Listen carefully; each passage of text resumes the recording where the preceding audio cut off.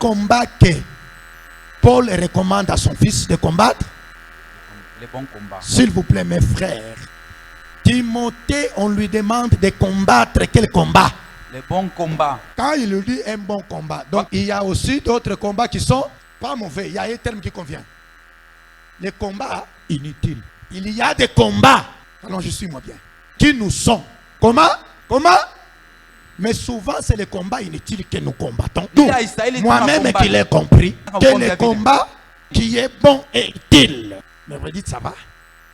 Il est des combats inutiles dans lesquels nous nous lançons. Et Paul dit à son fils, Élisée mon garçon, les prophéties qui sont données à ton endroit, et que tu combattes pas les combats inutiles, mais que tu combattes les bons combats. Quel est ce combat bon? En gardant la foi et une bonne conscience. Cette bonne conscience, quelques-uns l'ont abandonnée. Les bons combats, c'est de garder ta foi. Je combats de manière à ce que ma foi ne se perde. Et je combats pour la foi des autres qui ne perdent pas la foi. Il dit, je combats les bons combats. J'ai achevé les combats. Et je peux maintenant mourir. C'est Paul qui dit pour lui-même. J'ai combattu les bons combats. Je ne me suis pas lancé dans des choses inutiles. Même sur Facebook. C'est comme j'ai vu encore maman Jeannette mettre sur son TikTok. Elle s'est mise comme ça, elle s'est mise. Elle a mis les sons que mettent les païens. Non, pas la musique, les sons. Et quelqu'un qui parlait qui dit, on ne nourrit pas tous les chiens. D'autres chiens, après avoir les nourris, ils vont te mordre. Pourquoi? Parce qu'il avait aidé l'enfant de sa grande sœur. Au lieu que l'enfant de sa grande sœur l'aide aussi, l'enfant de sa grande sœur là, fait qu'elle puisse perdre plus de $2000.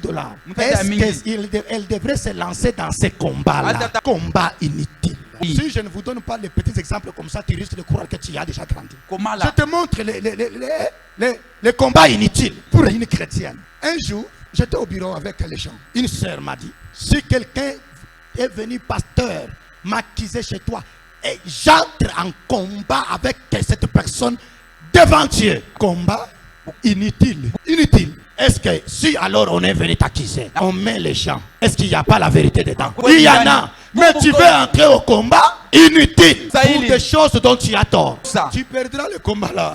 Si je n'utilise pas les mots comme ça, vous croirez que vous avez déjà grandi. Le combat. Le bon combat. Tu apprends qu'Élisée a commencé la cellule à Kamalondo. Tu te dis, Élisée a à peine 24 ans. Non, 23 ans. Il est jeune. Il n'a pas encore fait la vie. Kamalondo, il y a des filles tête brûlée. Ce n'est pas facile que quelqu'un connaisse le Seigneur. Je commence le combat. Je soutiens Élisée. Je soutiens le travail. Voilà le bon combat. Je soutiens sa faiblesse. Je le porte devant Dieu. Lui-même, Élisée n'est pas au courant. Je gêne pour lui. Je prie pour lui. Je prie pour le travail qu'il fait afin que d'autres connaissent le Seigneur. Voilà les bons combats. Tu te lèves à minuit. Tu commences à prier. Détruire les forces de ténèbres. Les esprits qui envoûtent les gens. De ne pas venir au culte. Tu t'opposes à eux.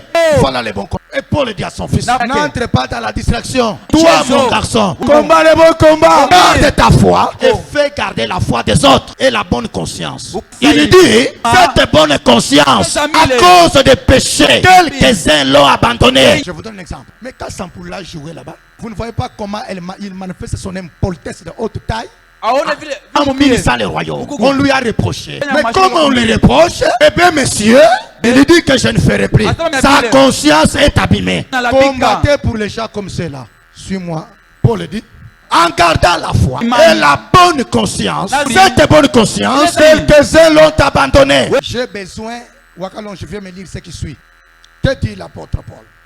En gardant la foi et une bonne conscience, cette conscience, quelques-uns l'ont perdue et ils ont fait naufrage par rapport à leur foi. Ils ont fait naufrage. C'est-à-dire qu'ils sont tombés par rapport à la foi. Naufrage là ne veut pas dire qu'ils ont commis l'impudicité. C'est ça les combles chez les chrétiens. Naufrage veut dire que quelqu'un qui avait les ailes, qui avait l'amour, qui avait la bonne conscience, ça a diminué. C'est ça naufrage. Et conséquence. De ces nombres sont inhumés. De ces nombres de quoi? De ceux qui ont fait naufrage, la bonne conscience et la foi. De ces nombres? De ce nombre sont Hyménée et Alexandre que j'ai livré à Satan. Pour quelle raison? Afin qu'ils apprennent à ne pas blasphémer. Rentre à ta place. Ils ont perdu la bonne Baripoteza zamiri. Ils ont perdu la bonne haine. Baripoteza zamiri. Voilà les gens pour qui vous devez combattre. Alors, maman aussi, je n'utilise pas la pédagogie pratique. Les gens ne comprendront pas mes enseignements. Vous voyez le frère John que vous appréciez. Si vous ne soutenez pas sa bonne conscience, le même John d'aujourd'hui demain peut devenir un rebelle. Il peut perdre la bonne conscience. Pour une petite raison. Combattons pour la foi de ceux qui sont déjà sauvés. C'est ce que nous devons faire tous. Kabengele que vous voyez, le diable peut mettre une mauvaise conscience. Et Paul dit, ils étaient bons, ils étaient zélés, mais ils ont fait naufrage à la foi. Et je les ai punis, je les ai livrés à Satan pour une raison, pour qu'ils apprennent à être polis comme ils n'ont pas été bien éduqués. Paul l'a fait. Le diable peut vous distraire. Dans une famille, il y a des problèmes. Il vous met en conflit entre toi et ta femme, entre toi et ton mari, entre toi et tes soeurs, tes frères. Pourquoi? Vous allez combattre les faux combats, les combats inutiles. Celui-ci dit du mal de l'autre, l'autre dit du mal de l'un, au lieu de combattre les bons combats. Et le diable gagne. Il ne vous dira jamais que les combats que vous combattez, c'est un faux combat. Il ne vous le dira jamais. Et lorsque pareille chose viendrait, je ne vous oblige pas de faire mes enseignements. Je ne vous oblige pas d'appliquer ce que j'enseigne, mais seulement écouter ce que je vous enseigne. Lorsque pareille chose viendrait, souvenez-vous de mes enseignements. C'est l'inférieur qui doit s'humilier devant le supérieur et le Seigneur sera glorifié. With all that's in my heart, I will sing, yes, I will pray, even in my darkest hour.